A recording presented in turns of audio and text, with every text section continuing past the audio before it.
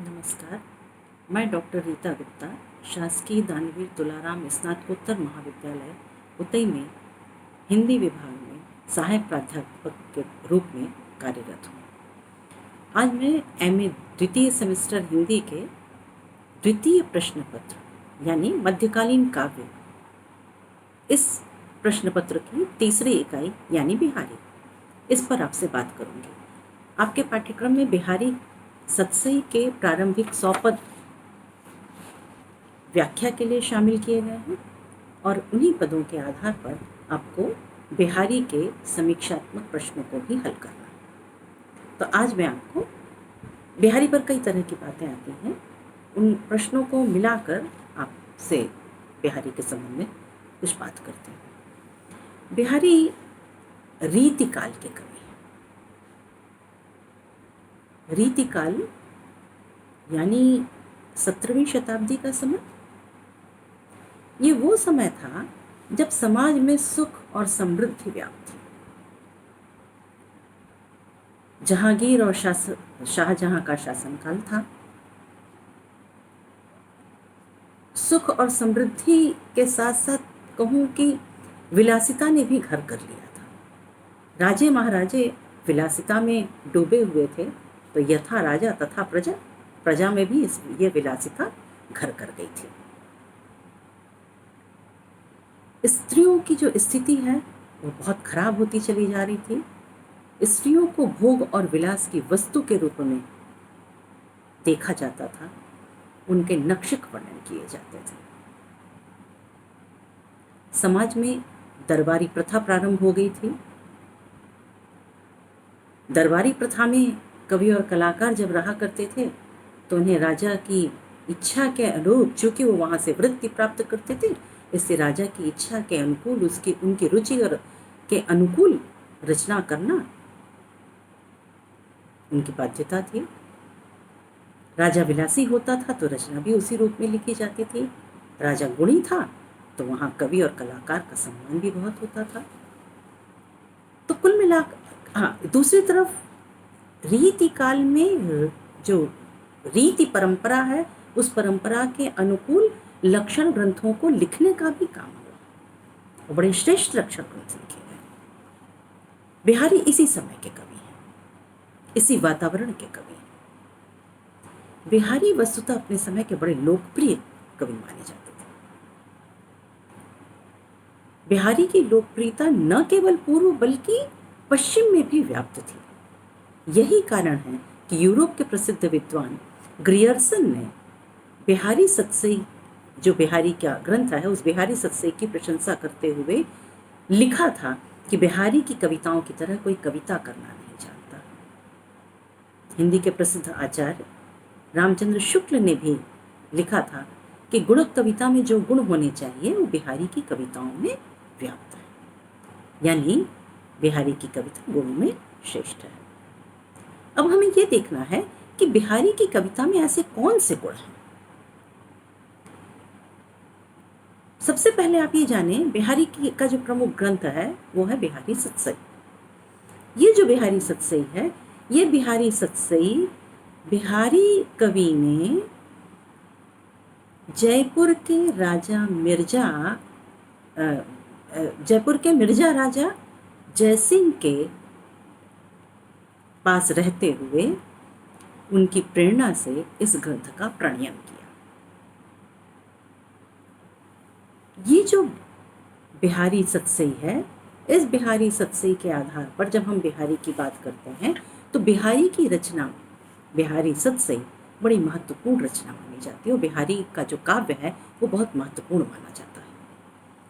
बिहारी के काव्य की सबसे पहली जो विशेषता है वो यह कि बिहारी ने दोहे लिखे हैं और बिहारी के दोहों की सबसे पहली प्रमुख विशेषता ये है कि बिहारी के दोहों में प्रभावक क्षमता, अद्भुत प्रभावक क्षमता है। प्रभावक क्षमता इस तरह की, सबसे पहली इस ग्रंथ में जो सबसे पहला दोहा लिखा है वो है सतसैया के दोहरे ज्यो नावक के तीर, देखत में छोटे लगे घाव करे गंभीर। बिहारी सतसई में लिखे हुए बिहारी के जो दोहे हैं वो आकार में बहुत छोटे हैं, क्योंकि जो दोहा छंद है वो सबसे छोटा छंद कहलाता है।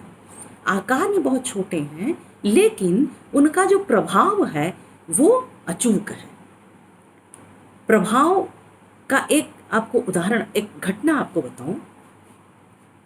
बिहारी की जो, मैं आपसे जो बात कर रही हूँ ये कि बिहारी के दोहों में प्रभावक क्षमता अद्वितीय है, यानी वो दोहे बहुत प्रभावी हैं। अब जो आपको घटना बता रही थी वो ये कि बिहारी का जो बचपन है वो बुंदेलखंड में बीता। विवाह उनका मथुरा में हुआ, तो काफ़ी समय वो मथुरा में रहे, लेकिन मथुरा में रहते हुए, अपनी ससुराल में रहते हुए उन्हें महसूस हुआ कि ससुराल में पहले जैसा उनका आदर नहीं रहा, इसलिए वो जयपुर नरेश के पास चले गए, मिर्जा राजा जयसिंह के पास। जब ये वहाँ गए तो इन्हें मालूम पड़ा कि मिर्जा राजा जयसिंह जो हैं वो अपनी नवोढ़ा नायिका के प्रेम पाश में बंद कर उन्होंने काज की तरफ ध्यान देना बंद कर दिया। शासन का कार्य प्रभावित हो रहा था, लेकिन मंत्री आदि किसी की भी ये हिम्मत नहीं थी कि वो जाकर राजा को उनको ये बताएं कि वो कहाँ गलत कर रहे हैं और किस तरह से शासन का कार्य प्रभावित हो रहा है, और उन्हें रनिवास से बाहर निकालें। जब बिहारी को ये बात पता पड़ी तो बिहारी ने एक 2 पंक्ति का दोहा लिखकर राजा के पास भिजवाया। बिहारी के दोहों का प्रभाव देखिए। जैसे ही वो दोहा जयपुर नरेश ने पढ़ा, हंसते हुए वो रनिवास से बाहर आ गए। वो दोहा था, नहीं पराग नहीं मधुर मधु, नहीं विकास इहि काल, अली कली ही सो बंधयो, आगे कौन हवाल। इस जो नवोढ़ा नायिका है इसका तो अभी पूर्ण विकास भी नहीं हुआ है, और जो राजा है वो उसके प्रेम पाश में बंधे हैं। तो इसलिए बिहारी ने लिख कर दिया था कि अभी ये हाल है, तो जब इसका पूर्ण विकास हो जाएगा, या कहूँ कि यानी जो भविष्य है वो बहुत चिंताजनक है। शासन का कार्य प्रभावित हो रहा है, और अगर शासन के कार्य को सही समय पर नहीं उसका निर्वाह किया गया तो इसका क्या परिणाम होगा, उसकी चिंता करने की आवश्यकता है। तो कुल मिलाकर बिहारी के जो दोहे हैं उनमें प्रभावक क्षमता बेजोड़ है। बिहारी के काव्य की दूसरी विशेषता ये, बिहारी ने अपने दोहों में गागर में सागर भरा है। बिहारी ने दोहे जैसे छोटे छंद में लोक जीवन के अनुभव को सागर की तरह भरकर रख दिया है। इनमें मधुरता भी है और तीव्रता भी है, दोनों का समावेश है। ये सीधे मर्म पर असर डालते हैं। वे बूंद होकर भी सागर को समाहित कर लेने की शक्ति रखते हैं। जैसे आपको एक दोहा सुनो, बिहारी का बड़ा प्रसिद्ध दोहा है, तंत्री नाद कवित रस, सरस राग रति रंग, अन बूढ़े बूढ़े तरे जे बूढ़े सर। आपसे बात कर रही हूँ, बिहारी ने अपने रचना में, अपने दोहों में गागर में सागर भरा है। अब आप देखिए, ये 2 पंक्ति का दोहा है। इस 2 पंक्ति के दोहे में कितनी गहरी बात बिहारी ने लिखी है। वस्तुतः वो कहना ये चाह रहे हैं कि अगर हम ललित कलाओं का आनंद लेना चाहते हैं तो ज़रूरी ये है कि हम उसकी गहराई, उसको समझने की जो गहराई है वो हमारे अंदर होना चाहिए। तंत्री नाद कवित रस सरस राग रति, जितनी भी हमारी ललित कलाएं हैं, इन सारी ललित कलाओं का यदि हमें आनंद लेना है तो क्या करना होगा, हमें उसमें बूढ़ना पड़ेगा, हमें उसमें डूबना पड़ेगा, हमें उसे डूब कर उसे समझने का काम करना होगा। यदि हम उसको डूब कर उसमें डूबते हैं तब हम उसे समझ पाएंगे। यदि हम उसमें डूबने की चेष्टा नहीं करते हैं, अपने आप को उसमें सराबोर नहीं करते हैं, तो हम उस कला का आनंद भी नहीं ले सकते। दूसरी पंक्ति क्या है, अन बूढ़े बूढ़े, अन यानी निषेध परक है, नहीं डूबा, जो नहीं डूबा, अन बूढ़े बूढ़े, जो नहीं डूबा वो डूब गया। जे अन बूढ़े बूढ़े, और तरे यानी तैर कर कौन निकलेगा, जे डूबे सब अंग, जो अपने सारे अंगों को उसमें डुबा देगा वही तैर कर निकल पाएगा। जैसे आपको एक उदाहरण दूं, हमें अगर तैरना सीखना है तो ज़रूरी क्या होगा कि हम पानी में अपने आप को उतारें और पूरी तरह उसमें डूब जाएं। जब हम पानी में पूरी अपने शरीर को उसमें डुबाएंगे तभी तो हम हाथ पैर चलाना सीखेंगे, तभी तो हम तैरना सीखेंगे। यदि हम किनारे बैठकर उस सिर्फ पानी का अंदाज़ा लगाते रहें, पानी को स्पर्श करते रहें, तो हम डूब नहीं सकते।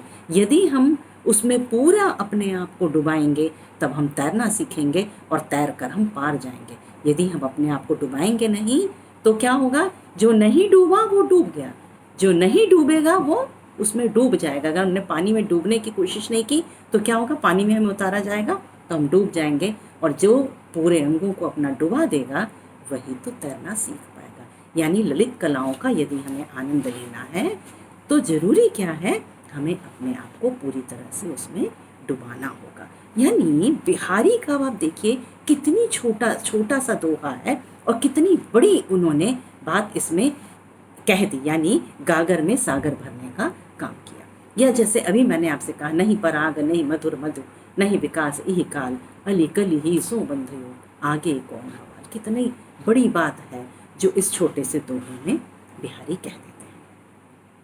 बिहारी के काव्य की दूसरी विशेषता ये है कि बिहारी के बारे में ये कहा जाता है कि बिहारी ने एक एक दोहे में एकाधिक भाव, अनुभाव, संचारी भाव और सूक्ष्म मनोवृत्तियों को भरने का काम किया। जैसे सामान्य तौर से जब हम एक कोई दोहा पढ़ते हैं, छंद पढ़ते हैं, उसमें कोई एक भाव होता है, लेकिन बिहारी एक एक दोहे में कई कई भाव, अनुभाव, विभाव और सूक्ष्म मनोवृत्तियों को डालने का काम करते हैं। बिहारी का एक दोहा बड़ा प्रसिद्ध दोहा है, कहत नटत रीझत खिजत, मिलत खिलत लजियात, भरे भवन में करत हैं, नैन नहीं सो बात। बिहारी के जो नायक और नायिका हैं, एक बड़े से भवन में जहाँ बहुत सारी भीड़ है, उस भीड़ में बैठे हुए हैं और दूर दूर बैठे हुए हैं। वो आपस में बात कर रहे हैं। कहत कुछ आपस में कहते हैं, नटत मना कर देते हैं, रीझत एक दूसरे के प्रति रीझ जाते, खिंचत एक दूसरे से खींचते हैं किसी बात के मना कर देने से, मिलत खिलत लगियात, और जब आपस में वो उनके नेत्र मिलते हैं, मन मिलते हैं, तो उन्हें फिर लज्जा, प्रसन्न होते हैं और लज्जा भी आती। भरे भवन में करत है, नैन नहीं सो बात। बड़े भरे से भवन में नेत्र ही नेत्र से सारी बात कह भी लेते हैं, मना भी कर देते, खींच भी जाते हैं, रीझ भी जाते हैं। तो इस तरह की जो वृत्ति है, इस तरह के जो दोहे हैं, इस तरह की जो विशेषता है, वो बिहारी में पाई जाती है। बिहारी का एक और बहुत महत्वपूर्ण प्रसिद्ध दोहा है, राधा और कृष्ण का आपस की जो उनकी जो बातें चल रही हैं, उसमें राधिका जो है उन्होंने कृष्ण की मुरली को छुपा लिया। दोहा है, बतरस लालच लाल की मुरली लई लुकाए, सौह करे भौहनी हंसे, देन कहे नट जाए। राधिका जो है वो कृष्ण से बात करने का आनंद लेना चाहती है। बतरस लालच लाल की, कृष्ण से बात करने का आनंद लेने के लालच में राधिका ने क्या किया, कृष्ण की मुरली को छुपा लिया। दे बतरस लालच लाल की मुरली धरी लुकाए, मुरली को लुका दिया, छुपा दिया। सौह करे भौहनी हंसे, और क्या कर रही है, वो सौगंध खा रही हैं कि मैंने तुम्हारी मुरली को नहीं रखा। भौहनी हंसे, लेकिन भौ ही भौ में वो हंस देती है। और देन कहें, जब कृष्ण मांगते हैं, देने को कहते हैं, तो नट जाए मना कर देते हैं। तो देखिए कितना छोटा सा दोहा है, और उसका जो उसमें भाव जो देखिए, कितने सारे भाव जो हैं वो बिहारी ने लिख दिए हैं। तो बिहारी की खूबी कि उन्होंने एक दोहे में, एक ही दोहे में कई कई भावों और अनुभवों को भरने का काम किया। ये काम जो बड़े बड़े कवि बड़े बड़े छंदों में नहीं कह पाते थे, उन्होंने एक दोहे में इतनी बड़ी बातें कहने का काम किया। तीसरी बात, बिहारी के संबंध में ये कहा जाता है कि बिहारी ने भक्ति, नीति और श्रृंगार की त्रिवेणी बहाई है। भक्ति, नीति और श्रृंगार, यानी बिहारी के जो दोहे हैं वो जितने श्रेष्ठ भक्ति के दोहे हैं उतने ही श्रेष्ठ नीति के दोहे हैं और उतने ही श्रेष्ठ श्रृंगार के दोहे। अब सबसे पहले आपसे भक्ति की बात करूं। बिहारी जो है वो निम्बार्क धर्म की उन्होंने दीक्षा ली थी। उनके गुरु थे नरहरि दास।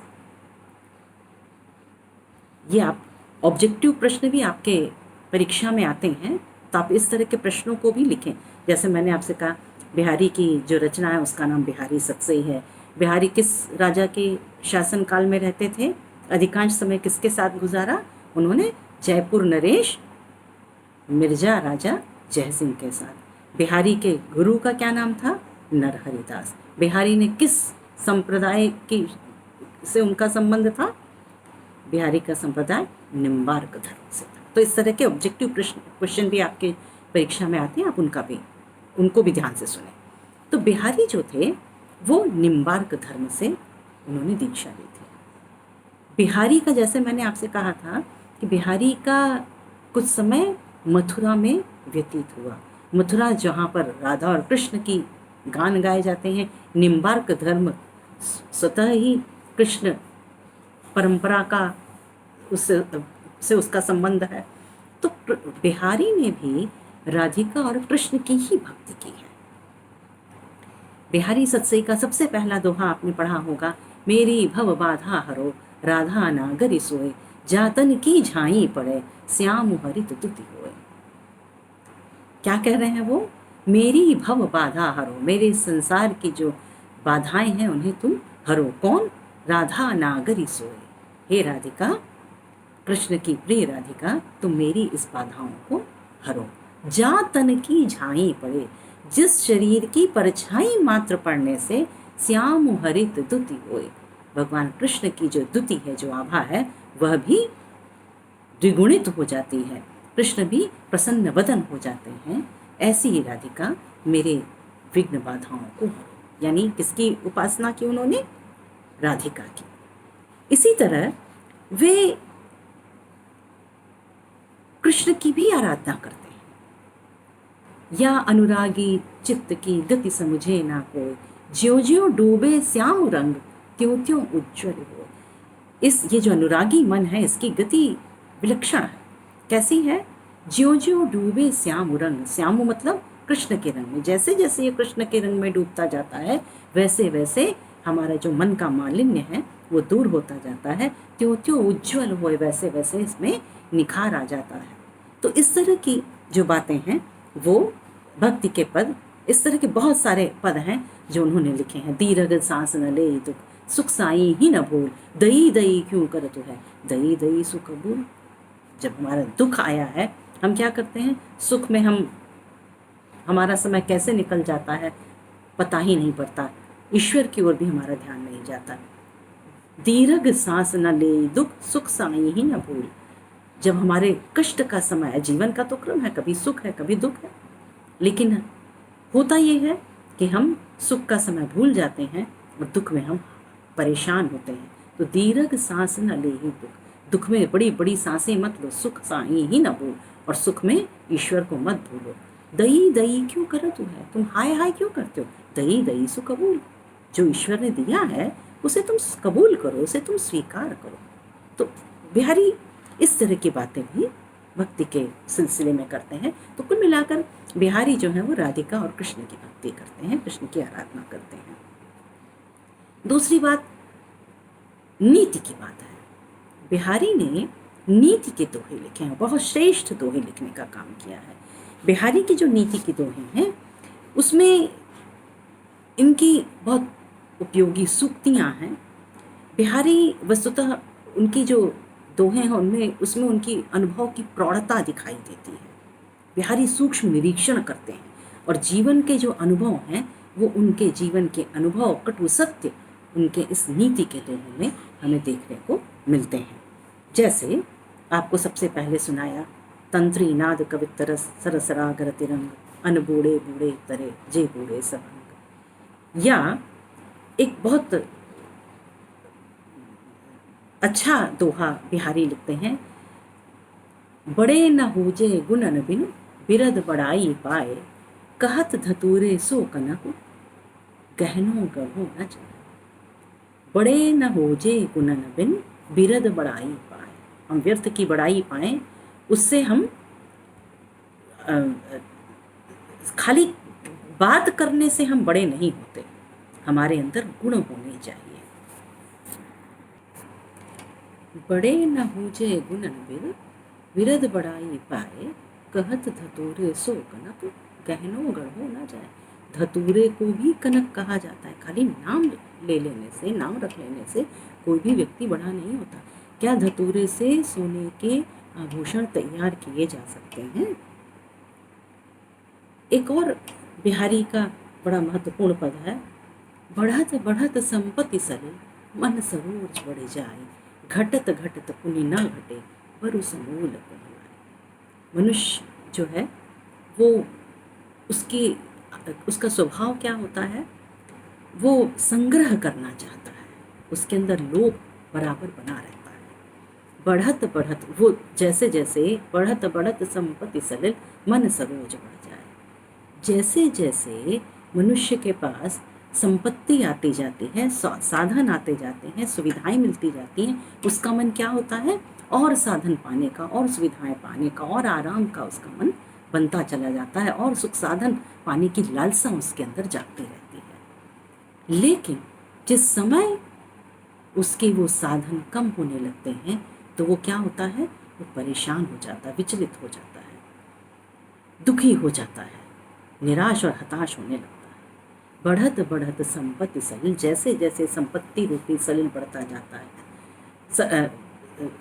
जाता है, मन सरोज, मन रूपी कमल भी वैसे वैसे और ऊपर आता है। जैसे आपको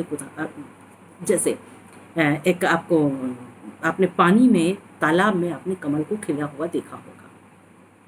बढ़त बढ़त संपत्ति सलिल, जैसे जैसे तालाब के पानी का स्तर बढ़ता चला जाता है, वैसे वैसे क्या होता है, मन सरोज बढ़ जाए, वैसे वैसे कमल क्या होता है, उसके और ऊपर तैरता रहता है।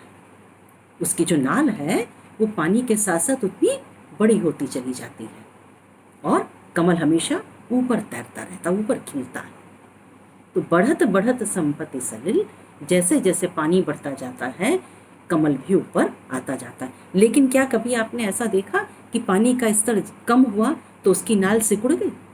बल्कि क्या होता है, वो कमल मुरझा जाता है, वहीं झुक जाता है।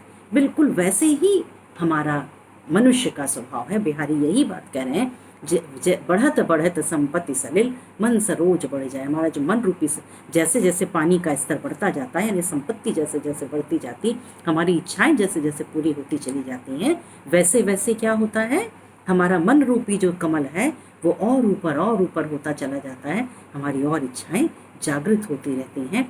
लेकिन घटत घटत पुनि ना घटे, लेकिन जैसे जैसे पानी का स्तर यानी संपत्ति कम होती है, पुनि न घटे बरु समूल कुम्हलाए, बल्कि क्या होता है, हम कुम्हला जाते हैं, हम परेशान होते हैं। तो बिहारी हमें चेताते हैं कि हम मनुष्य का आचरण कैसा होना चाहिए, जैसा समय है उस समय के अनुकूल हमें अपने आप को ढाल लेना चाहिए। लेकिन मनुष्य जो है वो इस तरह के आचरण भी करता है। तो बिहारी के जो नीति के पद हैं वो बहुत महत्वपूर्ण पद हैं। एक और है, अति अगाध अति औधरो नदी कूप सरोवाए, सोता को सागर जहाँ जाके प्यास बुझाए। तमाम तरह के, भाई नल का भी पानी, कुएं का भी पानी, तालाब में भी पानी है, सरकारी पानी भी आ रहा है, तमाम हर जगह पानी है। लेकिन सोता को सागर जहाँ, इसके लिए सागर वही है, उसकी तृप्ति जहाँ पर हो, जहाँ पर उसकी प्यास बुझ जाए, वही मनुष्य के लिए सागर के समान है। तो इस तरह की बातें बिहारी ने अपनी नीति के दोहों में कही है। तीसरी जो बात है वो है श्रृंगार की रस के पर आधारित दोहे। बिहारी ने, चूँकि समय, जैसा मैंने आपको प्रारंभ में कहा कि विलासितापूर्ण वातावरण था, नक्षिक वर्णन किया जा रहा था, नायिका भेद पर काव्य लिखे जा रहे थे तो बिहारी भी उससे अछूते नहीं थे। बिहारी ने भी श्रृंगार के तमाम दोहे लिखे हैं। उनकी जो नायिका है वो रीतिकाल की नायिका की तरह ही उनकी नायिका है, और वैसे ही उन्होंने दोहे बिहारी ने श्रृंगार के भी लिखे हैं। उन्होंने भी नक्षिक वर्णन किए हैं, उन्होंने भी सौंदर्य वर्णन किए हैं, नायक और नायिका के प्रेम के उन्होंने दोहे लिखे हैं। बिहारी की अगली जो विशेषता है उनके काव्य की, वो है मुक्तक लेखन उनका। बिहारी मुक्तक के कवि माने जाते हैं। मुक्तक क्या है? मुक्तक उस रचना को कहते हैं जो स्वतः ही अपना अर्थ व्यक्त करने में समर्थ हो, यानी उसका पूर्वापर कोई संबंध ना हो, उसे समझने के लिए किसी पूर्व प्रसंग को समझने की आवश्यकता न हो। इसमें रसमयता होती है, इसमें भावों की तीव्रता होती है, संक्षिप्तता होती है, और उसमें केंद्रीयता होती है। कोमलकांत पदावली और भाषा का जो माधुर्य है वो मुक्तक के सौंदर्य को निखारता है। मुक्तक के संबंध में आचार्य रामचंद्र शुक्ल ने लिखा है कि मुक्तक में प्रबंध के समान रस की धारा नहीं रहती, जिसमें कथा प्रसंग की परिस्थिति में अपने को भूला हुआ पाठक मग्न हो जाता है और हृदय में एक स्थायी प्रभाव ग्रहण करता है। इसमें तो रस के ऐसे छींटे पड़ते हैं जिनसे हृदय कलिका थोड़ी देर के लिए खिल उठती है। यदि प्रबंध काव्य विस्तृत वनस्थली है तो मुक्तक एक चुना हुआ गुलदस्ता। तो मुक्तक रचना में कल्पना और भाषा का इतना सुंदर समाहार रहता है कि रचना थोड़े में बहुत कुछ कह जाने की क्षमता रखती है। मुक्तकार किसी कथा या प्रसंग का आधार नहीं लेता, वह तो भावना का कलाकार होता है। वह क्षण की अनुभूति को पकड़कर शब्दों में ऐसे पिरो देता है कि गागर में सागर भर जाने की अनुभूति होती है। बिहारी का एक एक दोहा मुक्तक की कलात्मकता से पूर्ण है। जैसे आपको तंत्रीनाद कवितरस सरस राग रतिरंग अनबूढ़े बूढ़े तरे जे बूढ़े से, तो इस तरह के बहुत सारे उनके पद हैं जो मुक्तक काव्य परंपरा के इसी सौंदर्य को बताने का काम करते हैं। इसके बाद बिहारी का जो कला पक्ष है उस पर कुछ आपसे बात करूं। बिहारी का जो भाषा है, बिहारी की भाषा में बिहारी ने अपनी रचनाओं में, अपने काव्य में मुख्य रूप से ब्रज भाषा का प्रयोग किया। यानी बिहारी की जो भाषा थी वो कैसी थी? ब्रज भाषा थी। ये भी आपका वस्तुनिष्ठ प्रश्न में आता है। बिहारी की भाषा ब्रज भाषा है। बिहारी की भाषा मूल रूप से ब्रज भाषा है, लेकिन उनकी भाषा में खड़ी बोली के भी शब्द मिलते हैं। उनकी भाषा में बुंदेली शब्द भी देखने को मिलते हैं। उनकी जो भाषा है वो चुस्त है, परिष्कृत है। उनके दोहों में समास और कहावतों मुहावरों का भी अनूठा प्रयोग मिलता है। जैसे आँखन देखी, आँखन आँखी लगे रहे, आँखन लागे, आँखन आँखी लगी रहे, आँखें लागी लागत ना है। तो इस तरह के जो मुहावरे हैं उसका उन्होंने प्रयोग किया है। बिहारी के जो दोहे हैं उसमें अलंकारों की भी जगमगाहट सर्वत्र दिखाई देती है। शब्दालंकार की अपेक्षा अर्थालंकार अधिक शक्तिशाली बन पड़े हैं। उपमा रूपक उत्प्रेक्षा के सर्वत्र उदाहरण देखने को मिलते हैं। जैसे आपको एक दोहा बताऊं, रूपक अलंकार का उदाहरण। अंग अंग नग जगमगत दीप शिखा सी दे, दिया बढ़ाए हूँ रहो बड़ो उजारो गे। तो बड़ा सुंदर उन्हें रूपक तैयार किया है इस एक नायिका के सौंदर्य को लेकर। इसी तरह उनके दोहों में कहीं कहीं पर अद्भुत चमत्कार प्रदर्शन करने की भावना भी देखने को मिलती है। उनका एक प्रसिद्ध दोहा जो हिंदी साहित्य मर्मज्ञों के हृदय का हार बन गया था। तोपे वारों उर्वशी सुन राधिके सुजान, तू मोहन के उर्वशी है उर्वशी समान। तो इस तरह बड़ा सुंदर सुंदर प्रयोग बिहारी ने अपनी रचना में किए हैं। तो कुल मिलाकर बिहारी जो है वो उन्होंने अपने दोहों में गागर में सागर भर दिया है।